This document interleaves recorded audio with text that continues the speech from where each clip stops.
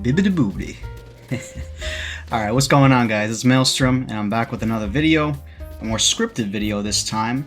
As I mentioned in my intro video, I wanted to talk a little bit about the modern job market, seeing how this is a very hot topic currently among young adults. Myself, I wanted to express my perspective on this issue, as recently I kind of went through a bit of a situation with this. So I wanted to maybe give a little bit of my story and perhaps make a part 2 to this video eventually, expanding on this topic some more. But let's just get right into this, guys. So for some background, I recently graduated from university this past spring with my Bachelor in Science degree in chemistry, of all things. I'm proud to say that I got this degree after all the hard work that went into it. There was a lot of studying, homework, grinding, blood, sweat, and tears, as you can imagine, and sacrificing a lot of my time to miss out on things like parties or certain events. I had to miss out on a wedding for this degree and things of that sort, as well as long hours in a laboratory setting that went into this degree. So chemistry is something I have an interest and a passion in. From a very young age, I've always wondered what things were made of. I've kind of been interested in more of a material science perspective of things. My father is actually a chemical engineer, and I feel like that inspired me a lot as well. So I definitely got the idea to do this degree from that. And I'm not a genius level chemist by any means. I have met some very bright individuals in the field that know far more than me, but I feel like from my education I definitely did get a good grasp on the broad concepts of the subject, and I could tell you a little bit about each of the many branches of chemistry, which was pretty much what my education was for. So I kind of decided I didn't really want to go to graduate school immediately after the completion of my undergraduate. I know this is very pushed within this degree, and I kind of figured this out too late. Most people who want to get this degree or want to major in chemistry, they typically want to get a high of a degree as a PhD so that they may conduct their own research or even use their degree in chemistry to pursue something like medicine or patent law. Now, that's not exactly me. That wasn't exactly my goal, so I kind of saw I gotta get off the bus while I still have time type of thing. I just didn't think I wanted to go all the way with it, so I recognized that, yeah, post-grad school wasn't my immediate future. And I still don't know if it is. I have no idea if I will go back to school or pursue the subject any further, but regardless, that is my college degree, and really, they don't tell you when you choose a major in college, you know, what your job prospect will be in the future. They really just want you to choose something that you are well versed in or interested in, so that it could transition into, you know, obtaining that degree, hopefully, and they will get paid. So, I don't know. They don't tell you this, and I kind of just knew I wanted to work in a lab. I wanted to get paid, you know, I wanted to make a career out of this, but I couldn't exactly tell you what it would have been. Maybe you could find the right company and you could move up the chain of command and get promoted was my train of thought. Anyway, after going through the undergraduate degree and I maintained a decent GPA, and even doing an internship and a research experience to boot, I thought I was ready to step into the job market right out of college with confidence. And boy, was I wrong, or at least a bit misguided.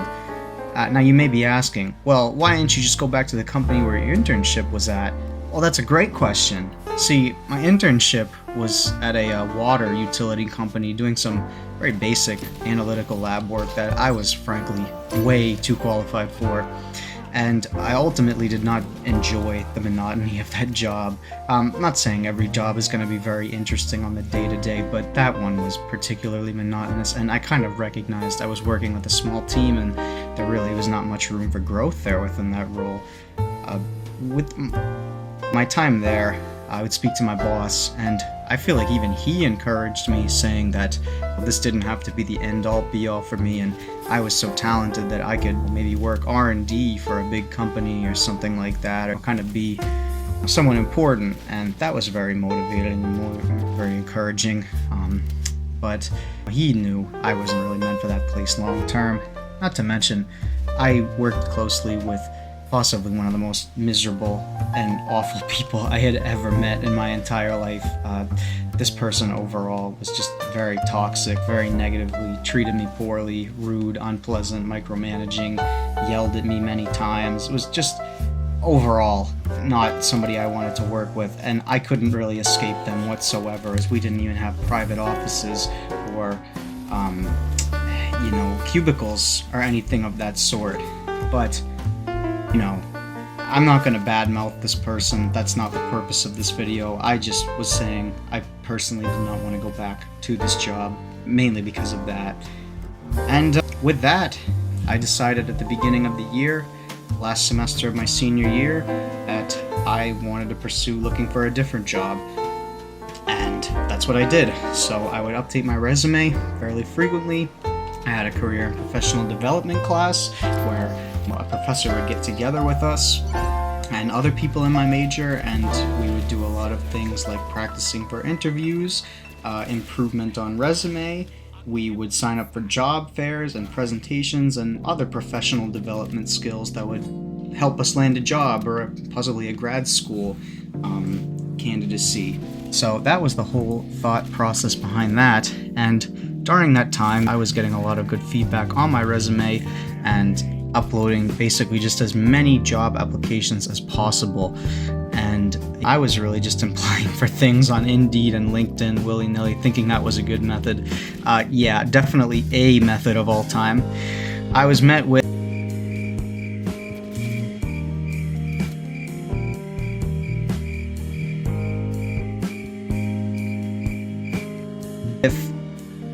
on occasion, and we regret to inform you, but you suck and there's no job for you, or something of that tune.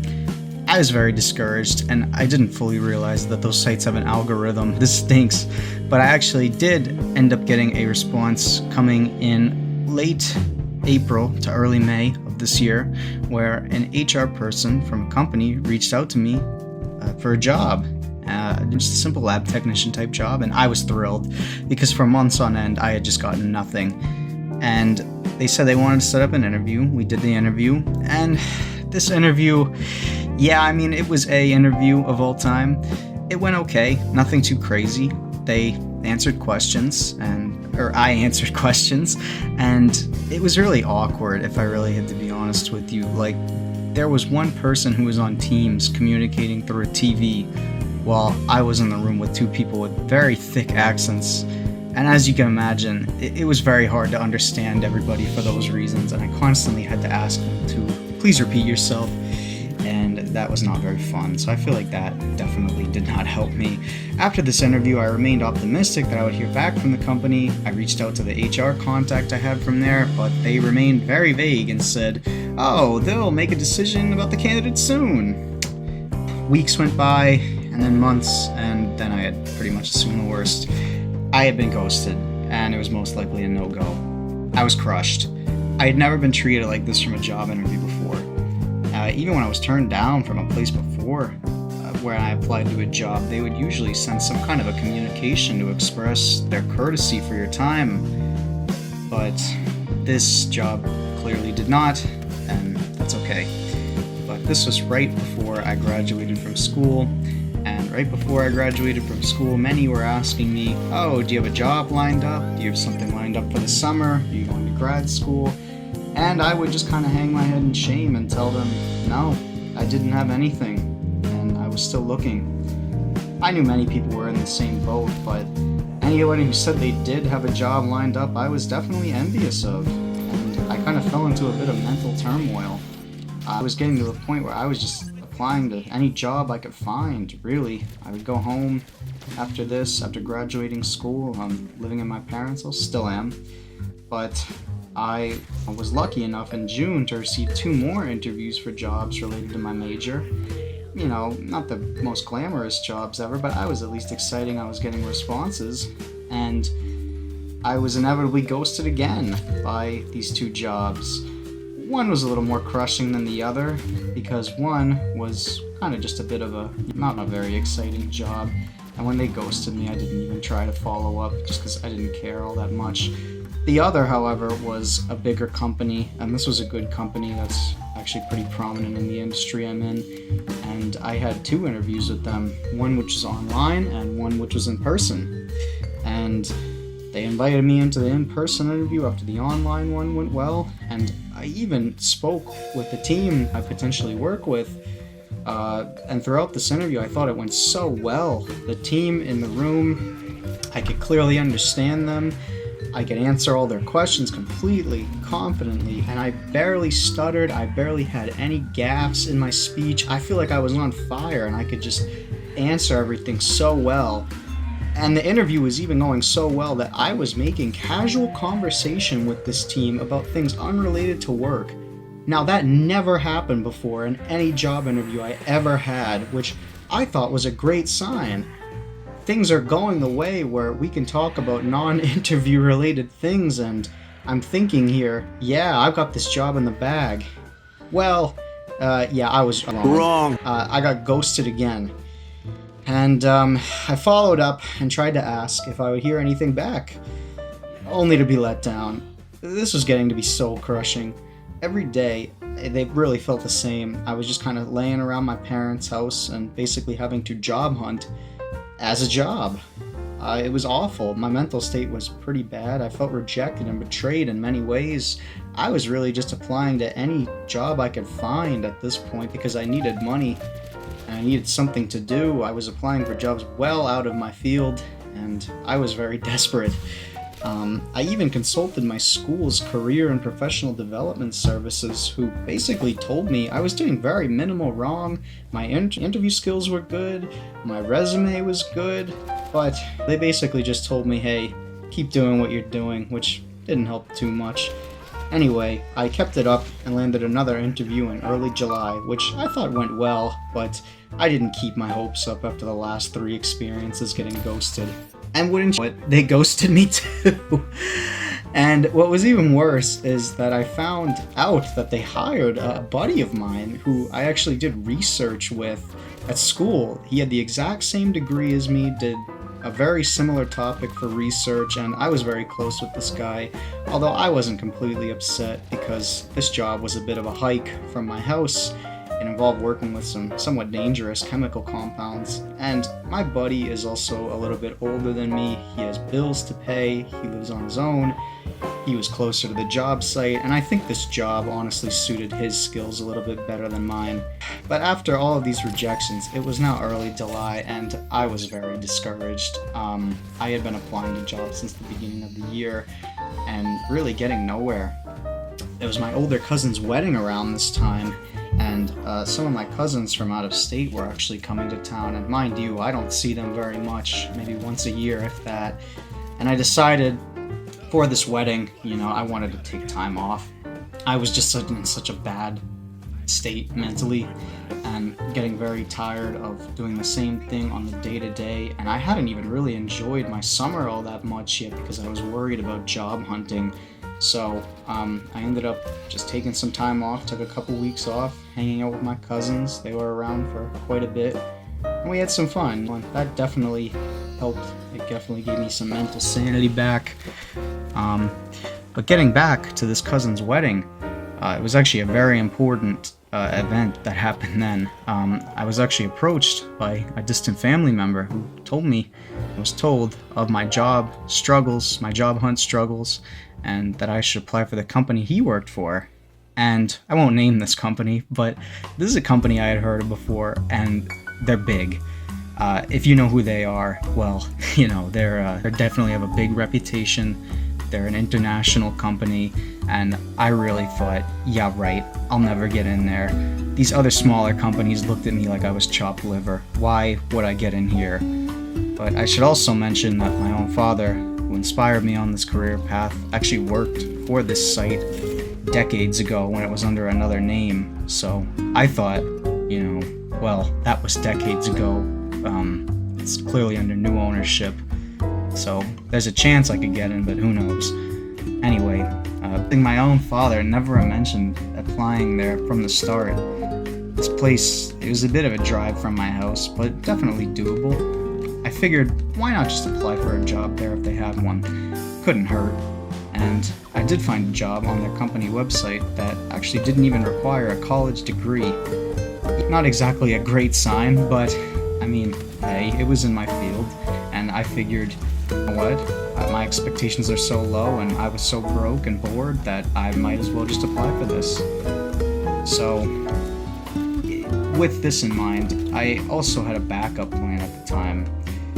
I ended up applying in person, not online, but in person for a local Italian restaurant, just for any job they had there, because I needed money and I needed something to do. So after all the struggle for trying to get a job in my field, it was really a breath of fresh air when that restaurant hired me on the spot. I would work as a host, and it was pretty simple for the most part. I just had to bag food up, take takeout orders, seat people efficiently, answer the phone, things of that sort, but it could get stressful. The restaurant was rather small, and it really was not suited for large crowds, and some people would definitely come in and be angry if we couldn't seat them immediately, and there were all sorts of people with unreasonable requests or attitudes that I just had to deal with, and overall, I mean, I didn't really care too much. I often told myself at that job, I can't believe this is what I'm doing with my life right now. But I told myself, it's only temporary, things will get better. And in early August, I got a response from that big company that I applied to, and they wanted to do an interview. Now, the thing was, the interview was about 5 or 6 30-minute interviews over a video call that would take up a decent portion of my day, so I wasn't exactly thrilled about that, but I figured, hey, why not? Anyway, I was really tired of just doing these interviews for all these companies and getting nowhere, but I had to do it. And anyway, I did the interviews, and I feel like they had varied degrees of success, or varied degrees of, how do you say it, just how well they went, really. Some of them I had energy for, and then others I really did not. But that's to be expected when you've been rejected from countless jobs before. So, actually, some of the people were with this company so long, they knew my dad from the company's previous ownership, which I thought was hilarious. But, yeah, this interview overall went okay. I thought it could have been better, and there was even one question that I would ask that kind of left me stumped, and I thought maybe looked like maybe I was a bad candidate for not knowing how to answer it, but it was more of a technical, thought-provoking question instead of something about my education or experience. Well, anyway, I went on working at my food service job until one fateful day when I got a call. And it turned out I had finally gotten the job. I was thrilled. And they were actually offering me pretty decent pay and benefits for what I was expecting. And because I had a college degree, they ended up bumping me up a level in the employment. It was going to be entry level high school, but they ended up bumping me up because of my degree, so I was thrilled about that. I was just thrilled, really, to leave unemployment and job searching behind me. I ended up quitting that restaurant job because I decided, hey, it's not really worth keeping. But after all of that, it took me the entire summer, or really since the beginning of the year while I was in college, to find a full-time job that was in my field, and I was finally going into the workforce like I wanted to in the first place. I was thrilled. And I have been working at this company for about 2.5 months, and although it's not perfect, I don't think any 9-to-5 is perfect, and I still don't know everything, I think it's a fantastic starting career job, and I really can't wait to see where it goes. There's definitely potential for upward mobility here, and I want to stay for at least a few years to build experience and money, and maybe see if I can get a better job within the company, but only time will tell. But there you have it. That's the story of how I got my current job and the real trials and tribulations I had to go through to get it. I wanted to make this video to tell my story, as I know many people my age are in a similar situation, coming right out of college. You want to get a job, and it's a very, very tough job market right now. I just wanted to say that. I think if you are dealing with this issue, I really just wanted to drive the point home from this video. You are not alone. There is a lot of BS going around in the hiring process for a lot of places, and I understand this can be mentally draining, but just keep pushing, just keep being persistent. You are not alone, and there's beauty in this struggle, and this part of your life will build character. I promise you that. Sometimes I look back on this time span, and even though it was only a few months ago, I kind of miss parts of it, mostly just having free time, because now I have little to no free time during the week. So I miss that. So learn a new skill or hobby if you have the time or you have the means to while you're unemployed. Take a part-time or temporary job to get by. That's perfectly okay. You do not have to be ashamed about that at all. You gotta do what you gotta do to survive in the economy these days, and it can definitely take your mind off things if you actually have a job to do, no matter what it is. So I say, just keep being persistent, try to think positive, and try to take advantage of this time while you have it. Yeah, so that's the story. I'm considering making a part 2 to this video in the future to talk maybe a little bit about some advice I could give, like how to apply for jobs more effectively, the importance of networking, just pulling some statistics about young people in the labor market, and other things of that nature. So be on the lookout for that. Anyways, guys, thanks for tuning in. Please like, comment, and subscribe if you want to support the channel. And with that, I have been Maelstrom, and I'll catch you later. Peace.